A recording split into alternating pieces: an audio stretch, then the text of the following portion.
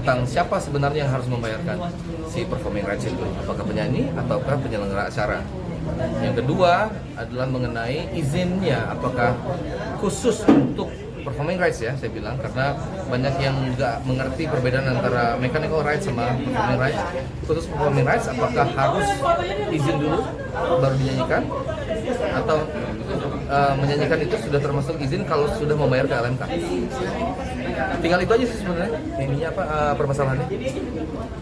Maaf, perihal dari Pak Deddy kan menyebut Kak Ariel sok kaya, ada statement seperti itu perihal adanya uji materi ini seperti apa?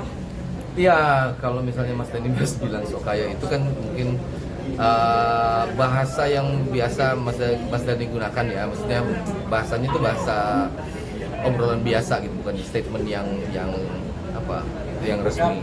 Ya, saya cuma bisa bilang bukan sok kaya. Ini kan masalah tentang masyarakat luas ya. Jadi kalau misalnya pernyataan bahwa setiap kali menyanyikan sebuah lagu di konteks performing rights semuanya mesti izin. Itu kan termasuk anak-anak muda yang mau nyanyi di pensi, bawain lagu orang, apalagi banyak hal. Jadi itu yang lebih menjadi concern ya sih sebetulnya. Manfaat lagu saya itu buat masyarakat itu kayak gimana? Jangan sampai terhenti manfaatnya karena ada ketakutan. Karena kan ada manfaatnya juga buat saya sebetulnya sebagai pencipta lagu. Kalau lagunya dinyanyikan banyak orang, satu, manfaat buat diri sendiri itu senang pasti. Kita punya lagu berguna buat orang banyak ya. Terus kedua, manfaat ekonominya juga, tinggal yang masalahnya itu adalah manfaat ekonominya. Semakin banyak dinyanyikan, bagaimana manfaat ekonomi juga semakin terasa. Itu aja sih. Melihat Lesti dan juga Semi hari ini menjadi saksi Kak, mengeluhkan perihal dilaporkan oleh pencipta lagu, seperti apa Kak melihatnya? Ya, itu dia. Menurut saya permasalahannya adalah di pernyataan awal. Pernyataan awal setelah persidangan Agnes itu ya.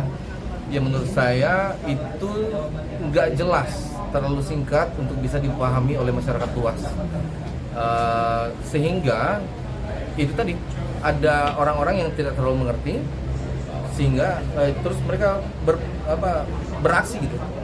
Beraksinya salah satunya ini pencipta lagunya yang dinyanyikan oleh Lesti, kan dia menagihkan ke Lesti pada saat Lesti menyanyikan lagu itu di stasiun TV. Sedangkan sebenarnya kan yang seharusnya membayarkan adalah di stasiun TV-nya. Ataupun kalau Lesti pada saat dia, ini terakhir ya, pada saat dia bernyanyi direkam oleh orang lain, ditaruh di YouTube, kenapa mesti Lesti yang bayar, kan sebetulnya gitu. Yang bayar kan mestinya pihak yang mengupload itu, dia nggak punya hak sebetulnya, apalagi IP-nya Lesti sendiri dia nggak punya hak sebetulnya. Sebenarnya Lesti sendiri bisa menuntut tuh ke orang yang upload di YouTube sebetulnya.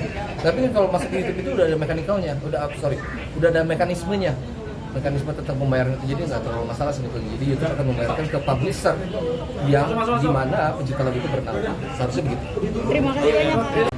Saksinya siapa yang memang yang berperkara langsung ataupun yang mendapatkan keresahan dampaknya gitu langsung, itu sampai saat ini itu.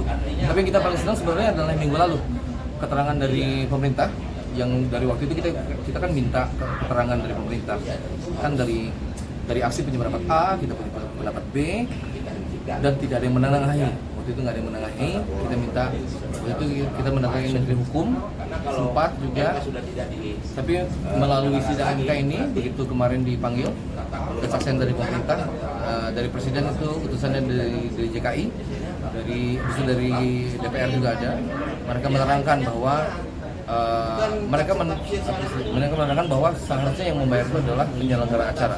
Itu salah satunya sangat melegakan jadi bisa jadi pegangan lah buat penyanyi seluruh Indonesia bahwa memang bukan mereka yang mesti bayar. Yang mesti bayar itu adalah penyelenggara acaranya.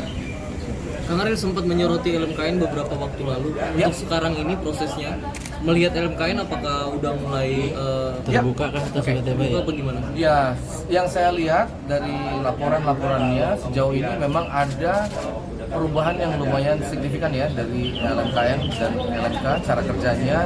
Cuman menurut saya masih jauh, masih banyak yang mesti diperbaiki, terutama digitalisasi. terutama digitalisasi dan sosialisasi ke penggunanya, ke pengguna restoran, biar mereka nggak kaget dan terutama sih kesadaran untuk membayarkan hak cipta itu tumbuhnya bisa dimulai dari sekarang nih mudah-mudahan dengan sosialisasi yang bagus. Itu yang sih masih kurang.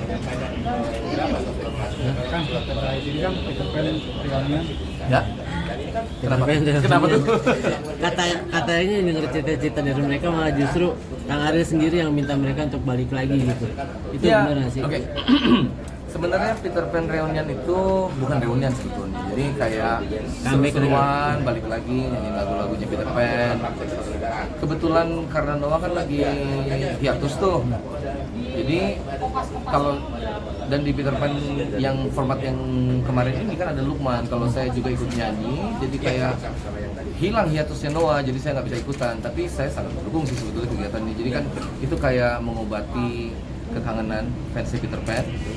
Selama Noah hiatus ya, kalau ada Peter Pan, walaupun lokasi ganti-ganti, mudah-mudahan bisa mengobati kekangenan mereka sih sebetulnya.